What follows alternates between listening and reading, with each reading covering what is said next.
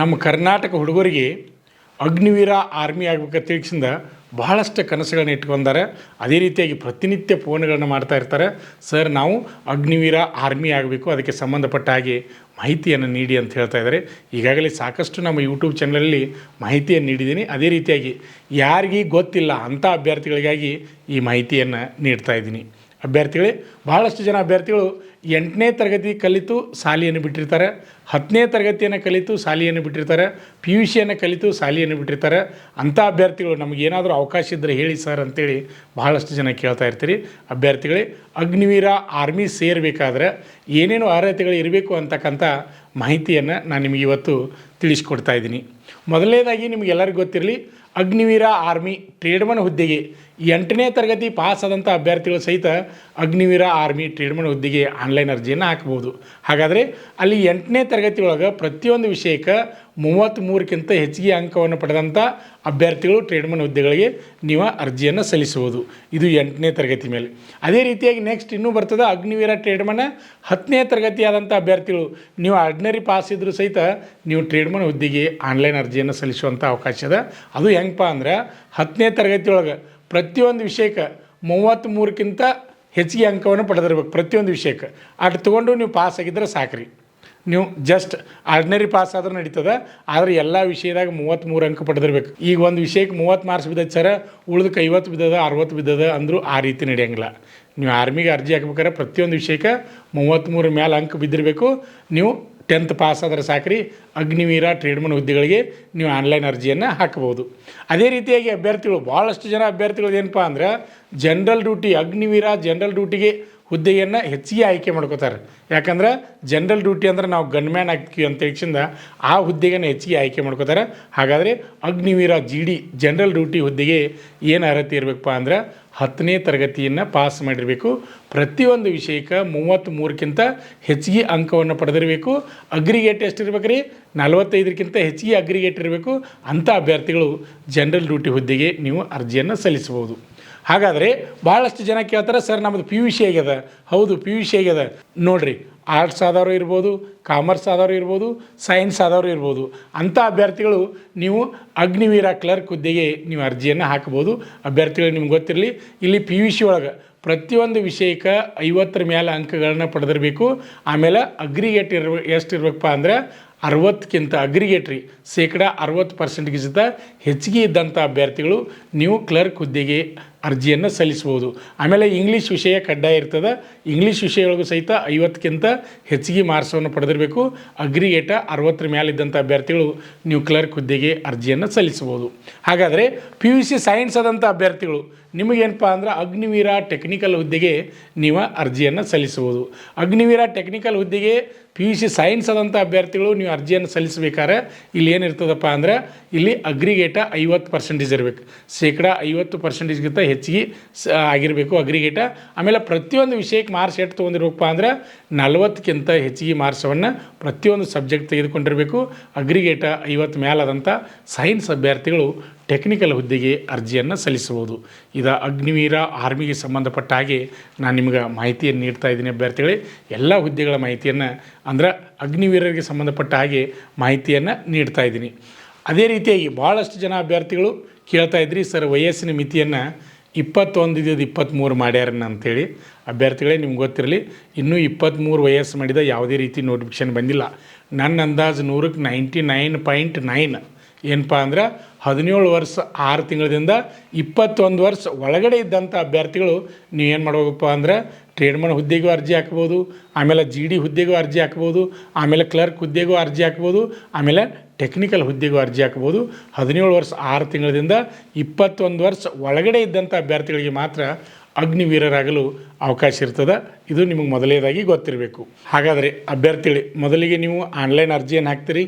Online ಅರ್ಜಿಯನ್ನು ಹಾಕಿದ ಮೇಲೆ ನೆಕ್ಸ್ಟ್ ಏನು ಬರ್ತದಪ್ಪ ಸ್ಟೇಜ್ ಅಂದ್ರೆ ಮೊದಲಿಗೆ ಕಂಪ್ಯೂಟರ್ ಬೇಸ್ಡ್ ಎಕ್ಸಾಮ್ ಬರ್ತದೆ. ಹಾಗಾದರೆ ಕಂಪ್ಯೂಟರ್ ಬೇಸ್ಡ್ ಎಕ್ಸಾಮ್ದಲ್ಲಿ ಈಗ ಜನರಲ್ ಡ್ಯೂಟಿ ಹುದ್ದೆಗೆ ನೀವು ಅರ್ಜಿಯನ್ನು ಹಾಕಿರಪ್ಪ ಅಂದ್ರೆ ಅಲ್ಲಿ ಏನಿರ್ತದಪ್ಪ ಅಂದ್ರೆ 50 ಕ್ವಶನ್ ಇರ್ತಾವೆ, ಒಂದು 100 ಮಾರ್ಕ್ಸ್ ಇರ್ತದೆ. ಒಂದು ಕ್ವಶನ್ಗೆ ಎಷ್ಟು ಮಾರ್ಕ್ಸ್ ರೀ? 2 ಮಾರ್ಕ್ಸ್ ಇರ್ತದೆ. ಅದೇ ರೀತಿಯಾಗಿ ನೆಗೆಟಿವ್ ಮಾರ್ಕ್ಸು ಇರ್ತದೆ. ಎಷ್ಟಪ್ಪ ಅಂದ್ರೆ 0.50 ನೆಗೆಟಿವ್ ಮಾರ್ಕ್ಸು ಇರ್ತದೆ. ಇಲ್ಲಿ ಜನರಲ್ ಡ್ಯೂಟಿ ಹುದ್ದೆಗೆ ಅರ್ಜಿಯನ್ನು ಹಾಕ್ತಕ್ಕಂಥ ಅಭ್ಯರ್ಥಿಗಳು ಏನಪ್ಪ ಅಂದ್ರೆ ಇಲ್ಲಿ ಜನರಲ್ ನಾಲೆಜು ಅಂದರೆ ಜಿ ಕೆ ಕ್ವಶನು 15 ಕ್ವಶನ್ ಇರ್ತಾವೆ, ಅದಕ್ಕೆ 30 ಮಾರ್ಕ್ಸ್ ಇರ್ತದೆ. ಅದೇ ರೀತಿಯಾಗಿ ಸೈನ್ಸ್ ಜನರಲ್ ಸೈನ್ಸು 15 ಕ್ವಶನ್ ಇರ್ತಾವೆ, 30 ಮಾರ್ಕ್ಸ್ ಇರ್ತದೆ. ಅದೇ ರೀತಿಯಾಗಿ ಮ್ಯಾಥ್ಸ 15 ಕ್ವಶನ್ ಇರ್ತಾವೆ, 30 ಮಾರ್ಕ್ಸ. ಅದೇ ರೀತಿಯಾಗಿ ಮೆಂಟಲ್ ಎಬಿಲಿಟಿ 5 ಕ್ವಶನ್ ಇರ್ತಾವೆ, ಅದಕ್ಕೆ 10 ಮಾರ್ಕ್ಸ್ ಇರ್ತದೆ. ಟೋಟಲ್ ಎಷ್ಟಪ್ಪ ಅಂದ್ರೆ ಒಂದು 100 ಮಾರ್ಕ್ಸಿನ ಪ್ರಶ್ನೆ ಪತ್ರಿಕೆ ಇರ್ತದೆ, 50 ಕ್ವಶನ್ ಇರ್ತಾವೆ, ಒಂದು ತಾಸಿನ ಪೇಪರ್ ಇರ್ತದೆ, ನಿಮಗೆಲ್ಲರಿಗೂ ಗೊತ್ತಿರಲಿ. ಅದೇ ರೀತಿಯಾಗಿ ಟ್ರೇಡ್ಮನ್ ಹುದ್ದೆಗಳಿಗೆ ಸಹಿತ ಸೇಮ್ ಬರ್ತದೆ, ನಿಮ್ಗೆಲ್ಲರಿಗೂ ಗೊತ್ತಿರಲಿ. ಇಲ್ಲಿಯೂ 50 ಪ್ರಶ್ನೆಗಳು ಬರ್ತಾವೆ, ಆಮೇಲೆ ಒಂದು 100 ಮಾರ್ಕ್ಸ್ ಇರ್ತದೆ. ಇಲ್ಲಿಯೂ ನೆಗೆಟಿವ್ ಸಿಸ್ಟಮ್ ಇರ್ತದೆ, 0.50 ನೆಗೆಟಿವ್ ಇರ್ತದೆ ಟ್ರೇಡ್ಮನ್ ಹುದ್ದೆಗೂ ಸಹಿತ, ನಿಮ್ಗೆ ಗೊತ್ತಿರಲಿ. ಅದೇ ರೀತಿಯಾಗಿ ಅಭ್ಯರ್ಥಿಗಳು ನೆಕ್ಸ್ಟ್ ಏನಪ್ಪ ಅಂದ್ರೆ ಅಗ್ನಿವೀರ ಟೆಕ್ನಿಕಲ್ ಎಕ್ಸಾಮ್ದು ಯಾವ ರೀತಿ ಇರ್ತದಪ್ಪ ಅಂದ್ರೆ ಜಿ ಕೆ 10 ಕ್ವಶನ್ ಇರ್ತಾವೆ, 40 ಮಾರ್ಕ್ಸ್ ಇರ್ತದೆ. ಅದೇ ರೀತಿಯಾಗಿ ಮ್ಯಾಥ್ಸ 15 ಕ್ವಶನ್ ಇರ್ತಾವೆ, ಅದಕ್ಕೆ ಎಷ್ಟು ಮಾರ್ಕ್ಸ್ ಇರ್ತಾವಪ್ಪ ಅಂದ್ರೆ 60 ಮಾರ್ಕ್ಸ್ ಇರ್ತಾವೆ. ಅದೇ ರೀತಿಯಾಗಿ ಫಿಸಿಕ್ಸ 15 ಕ್ವಶನ್ ಇರ್ತಾವೆ, ಅದಕ್ಕೆ ಎಷ್ಟಪ್ಪ ಅಂದ್ರೆ 60 ಮಾರ್ಕ್ಸ್ ಇರ್ತದೆ. ಅದೇ ರೀತಿಯಾಗಿ ಕೆಮಿಸ್ಟ್ರಿ 10 ಕ್ವಶನ್ ಇರ್ತಾವೆ, ಅದಕ್ಕೆ 40 ಮಾರ್ಕ್ಸ್ ಇರ್ತದೆ. ಒಟ್ಟು 8 ಮಾರ್ಕ್ಸ್ಪ ಅಂದ್ರೆ 200 ಮಾರ್ಕ್ಸ್. ಇಲ್ಲಿಯೂ 50 ಪ್ರಶ್ನೆಗಳು ಬರ್ತಾವೆ, ಒಂದು ಪ್ರಶ್ನೆಗೆ 4 ಮಾರ್ಕ್ಸ್ ಇರ್ತದೆ. ಒಟ್ಟು 8 ಮಾರ್ಕ್ಸ್ಪ ಅಂದ್ರೆ 200 ಮಾರ್ಕ್ಸ್ ಇರ್ತದೆ. ಆಮೇಲೆ ಇಲ್ಲಿಯೂ ನೆಗೆಟಿವ್ ಇರ್ತದೆ. ನೆಗೆಟಿವ್ ಹೆಂಗಿರ್ತದಪ್ಪ ಅಂದ್ರೆ ಒಂದು ತಪ್ಪಾದ ಇದಕ್ಕೆ 1 ಮಾರ್ಕ್ಸ್ ಮೈನಸ್ ಆಗ್ತದೆ. ನೆಗೆಟಿವ್ ಎಷ್ಟು ಇರ್ತದಪ್ಪ ಅಂದ್ರೆ 1 ಮಾರ್ಕ್ಸ್ ಇರ್ತದೆ. ಅದೇ ರೀತಿಯಾಗಿ ಅಭ್ಯರ್ಥಿಗಳೇ ಕ್ಲರ್ಕ್ ಹೋಗ್ತಕ್ಕಂಥ ಅಭ್ಯರ್ಥಿಗಳು ಪಿ ಯು ಸಿ ಮೇಲೆ ಕ್ಲರ್ಕ್ ಹೋಗ್ತಕ್ಕಂಥ ಅಭ್ಯರ್ಥಿಗಳಿಗೆ ಯಾವ ರೀತಿ ಇರ್ತದಪ್ಪ ಅಂದರೆ ಎಕ್ಸಾಮ್ದು ಇಲ್ಲಿ ಜಿ ಕೆ 5 ಕ್ವಶನ್ ಇರ್ತಾವೆ, 20 ಮಾರ್ಕ್ಸ. ಆಮೇಲೆ ನೆಕ್ಸ್ಟ್ ಸೈನ್ಸ 5 ಕ್ವಶನ್ ಇರ್ತಾವೆ, ಅದಕ್ಕೂ 20 ಮಾರ್ಕ್ಸ್ ಇರ್ತದೆ. ಅದೇ ರೀತಿಯಾಗಿ ನೆಕ್ಸ್ಟ್ ಮ್ಯಾಥ್ಸ 10 ಕ್ವಶನ್ ಇರ್ತಾವೆ, ಅದಕ್ಕೆ 40 ಮಾರ್ಕ್ಸ್ ಇರ್ತದೆ. ಅದೇ ರೀತಿಯಾಗಿ ಕಂಪ್ಯೂಟರ್ ಸೈನ್ಸ್ ಅಂದರೆ ಕಂಪ್ಯೂಟರ್ ಬಗ್ಗೆ ಬೇಸಿಕ್ ನಾಲೆಜ್ ಬಗ್ಗೆ 5 ಕ್ವಶನ್ ಇರ್ತಾವೆ, ಅದಕ್ಕೂ 20 ಮಾರ್ಕ್ಸ್ ಇರ್ತದೆ. ಅದೇ ರೀತಿಯಾಗಿ ಇದು ಎಷ್ಟಾಯ್ತು ರೀ 20, 40, 80, ಆಮೇಲೆ 20 ಅಂದ್ರೆ ಒಂದು 100 ಮಾರ್ಕ್ಸ್. ಇದು ಒಂದು 100 ಮಾರ್ಕ್ಸ್ ಇದೇನಂದ್ರೆ ಪಾರ್ಟ್ 1 ಅಂತೀವಿ. ಅದೇ ರೀತಿಯಾಗಿ ಪಾರ್ಟ್ 2 ಬರ್ತದೆ ಕ್ಲರ್ಕ್ ಒಳಗೆ, ನಿಮ್ಗೆ ಗೊತ್ತಿರಲಿ. ಇಲ್ಲಿ ಏನಪ್ಪ ಅಂದ್ರೆ ಇಂಗ್ಲೀಷ್ 25 ಕ್ವಶನ್ ಇರ್ತಾವೆ, ಇಲ್ಲಿ ಒಂದು 100 ಮಾರ್ಕ್ಸ್ ಇರ್ತದೆ ಅಭ್ಯರ್ಥಿಗಳಿಗೆ. ಇಲ್ಲಿ 200 ಮಾರ್ಕ್ಸಿಂದ ಎಕ್ಸಾಮ್ ಇರ್ತದೆ. ನೆಗೆಟಿವ್ ಎಷ್ಟು ಇರ್ತದಪ್ಪ ಅಂದ್ರೆ ಇಲ್ಲಿ 1 ಮಾರ್ಕ್ಸ ನೆಗೆಟಿವ್ ಇರ್ತದೆ.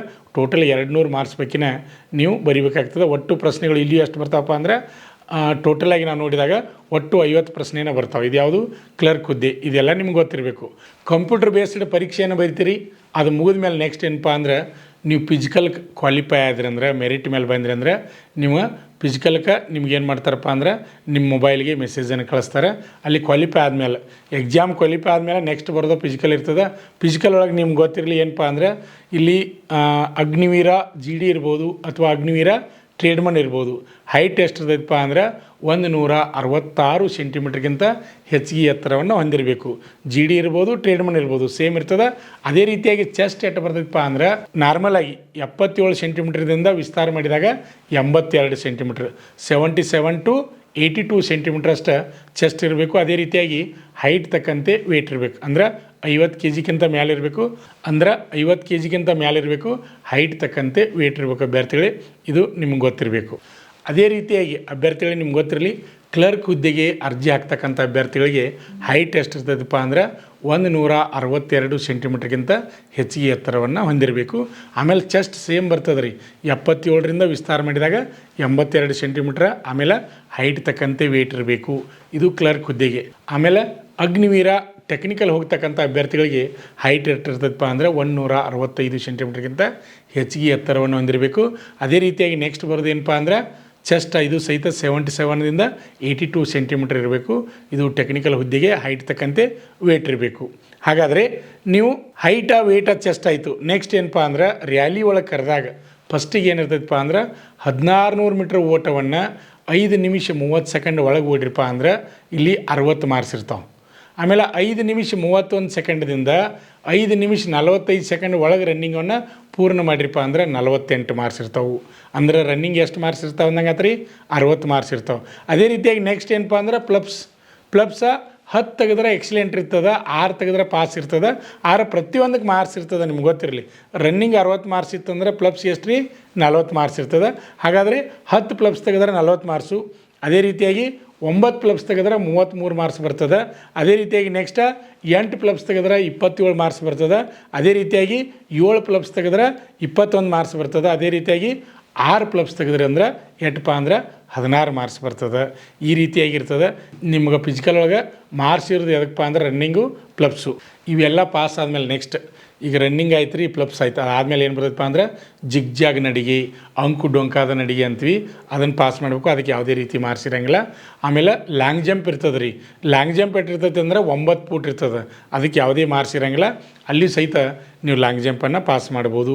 ಈಗ ಹೊಸದೊಂದು ಹಿಂದಿನ ರ್ಯಾಲಿ ಒಳಗೆ ಏನು ಮಾಡಿರಪ್ಪ ಅಂದ್ರೆ ಹೈ ಜಂಪ್ ಅಂತ ತೋರಿಸ್ಯಾರ. ಇನ್ನೂ ನೋಟಿಫಿಕೇಷನ್ ಎಷ್ಟು ಅನ್ನೋದು ಬಂದಿಲ್ಲ, ಹೈ ಜಂಪು ಐತೆ ಅನ್ನೋದು ಇನ್ನೂ ಬಂದಿಲ್ಲ. ಆದರೂ ಹೈ ಜಂಪು ಸಹಿತ ನಾವು 3ರಿಂದ 4 ಫೂಟ್ ಪ್ರಾಕ್ಟೀಸ್ ಮಾಡ್ತಾಯಿದ್ರೆ ಒಳ್ಳೆಯದು ಅಭ್ಯರ್ಥಿಗಳಿಗೆ.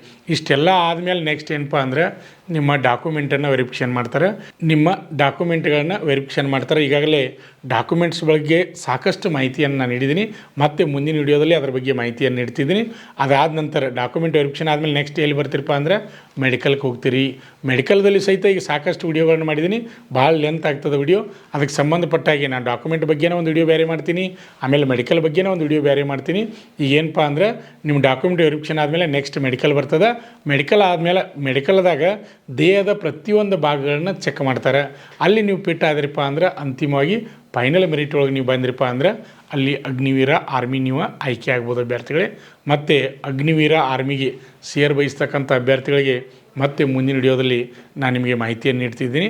ಅಭ್ಯರ್ಥಿಗಳಿಗೆ ಇನ್ನೂ ಯಾರು ನಮ್ಮ ಯೂಟ್ಯೂಬ್ ಚಾನಲನ್ನು ಸಬ್ಸ್ಕ್ರೈಬ್ ಮಾಡಿಲ್ಲ ಅಂಥವರು ಈ ಕೂಡಲೇ ಸಬ್ಸ್ಕ್ರೈಬ್ ಮಾಡಿ, ಹಾಗೆ ಪ್ರತಿನಿತ್ಯ ಬರ್ತಕ್ಕಂಥ ವಿಡಿಯೋಗಳನ್ನ ಗಮನಿಸ್ತಾ ಇರಿ. ಹಾಗೆ ಇನ್ನೂ ಯಾರು ಲೈಕ್ ಮಾಡಿಲ್ಲ ಅಂಥವ್ರು ಲೈಕ್ ಮಾಡಿ, ಹಾಗೆ ವಿಡಿಯೋವನ್ನು ಶೇರ್ ಮಾಡಿ. ಇನ್ನೊಂದು ಅಭ್ಯರ್ಥಿಗಳೇ, ನಮ್ಮ ವಿಡಿಯೋವನ್ನು ಇನ್ಸ್ಟಾಗ್ರಾಮ್ದಲ್ಲಿ ನೀವು ನೋಡ್ಬೋದು, ಅದೇ ರೀತಿಯಾಗಿ ಫೇಸ್ಬುಕ್ನಲ್ಲಿ ನೋಡ್ಬೋದು, ಆಮೇಲೆ ಯೂಟ್ಯೂಬ್ನಲ್ಲಿ ನೋಡ್ಬೋದು. ವಿಡಿಯೋವನ್ನು ನೋಡ್ತಿರ್ತಕ್ಕಂಥ ಎಲ್ಲರಿಗೂ ಧನ್ಯವಾದಗಳು.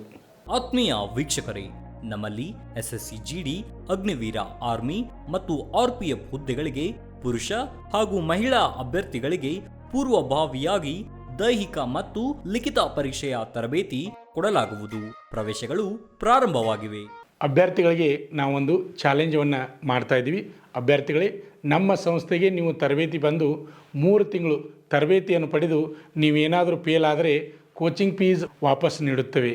ಆದರೆ ನೀವು ಏನು ಮಾಡಬೇಕಪ್ಪ ಅಂದ್ರೆ ಪ್ರತಿಯೊಂದು ಪೀರಿಯಡ್ಗೆ ಕಂಪಲ್ಸರಿಯಾಗಿ ಪೀರಿಯಡ್ಗೆ ನೀವು ಅಟೆಂಡ್ ಆಗಬೇಕು. ಅಂಥ ಅಭ್ಯರ್ಥಿಗಳಿಗೆ ಮಾತ್ರ ಈ ಚಾಲೆಂಜ್ ಅನ್ವಯಿಸುವುದು. ಪಾಲಕರ ಆಶೀರ್ವಾದ, ಯುವಕರ ಪ್ರೋತ್ಸಾಹದಿಂದ ಸರ್ಕಾರದಿಂದ ಮಾನ್ಯತೆ ಪಡೆದು ಕರ್ನಾಟಕದಲ್ಲಿ ಯಶಸ್ವಿಯಾಗಿ 21ನೇ ವರ್ಷದಲ್ಲಿ ಮುನ್ನಡೆಯುತ್ತಿರುವ ಸಂಸ್ಥೆಯಿಂದ ಇಂಡಿಯನ್ ಆರ್ಮಿಯಲ್ಲಿ Agniveer, general duty, tradesman, army assistant officer, store keeper ಮತ್ತು ಟೆಕ್ನಿಕಲ್ ಹುದ್ದೆಗಳಿಗೆ ಅಗ್ನಿವೀರ ಇಂಡಿಯನ್ ಆರ್ಮಿಯನ್ನ ಸೇರಬಯಸುವ ಅಭ್ಯರ್ಥಿಗಳಿಗೆ ಪೂರ್ವಭಾವಿಯಾಗಿ ಕಂಪ್ಯೂಟರ್ ಬೇಸ್ಡ್ ಎಕ್ಸಾಮ್ ಹಾಗೂ ದೈಹಿಕ ಪರೀಕ್ಷೆಗಳಿಗೆ ತರಬೇತಿ ನೀಡಲಾಗುವುದು. ವುಮೆನ್ ಮಿಲಿಟರಿ, ಪೊಲೀಸ್, ಸ್ಟೇಟ್ ಹಾಗೂ ಸೆಂಟ್ರಲ್ ಪೊಲೀಸ್ ಕಾನ್ಸ್ಟೇಬಲ್ ಹಾಗೂ SSC GD, BSF, CRPF, Assam rifles, ITBP, CISF, SSB ಹಾಗೂ ಮುಂದೆ ನಡೆಯುವ ಅಗ್ನಿವೀರ ಆರ್ಮಿ ರ್ಯಾಲಿಗೆ ಪುರುಷ ಹಾಗೂ ಮಹಿಳಾ ಅಭ್ಯರ್ಥಿಗಳಿಗೆ ತರಬೇತಿ ಕೊಡಲಾಗುವುದು. ಹಾಸ್ಟೆಲ್ ಸೌಲಭ್ಯ ಕೂಡ ಇರುತ್ತೆ. ಸಂಪರ್ಕಿಸಿ ಶ್ರೀ ಮಂಜುನಾಥ ಸೈನಿಕ ತರಬೇತಿ ಕೇಂದ್ರ, ಮೂಡಲ್ಗಿ, ತಾಲೂಕು ಮೂಡಲ್ಗಿ, ಜಿಲ್ಲೆ ಬೆಳಗಾವಿ, ರಾಜ್ಯ ಕರ್ನಾಟಕ. ಪ್ರವೇಶ ಪ್ರಾರಂಭವಾಗಿದೆ.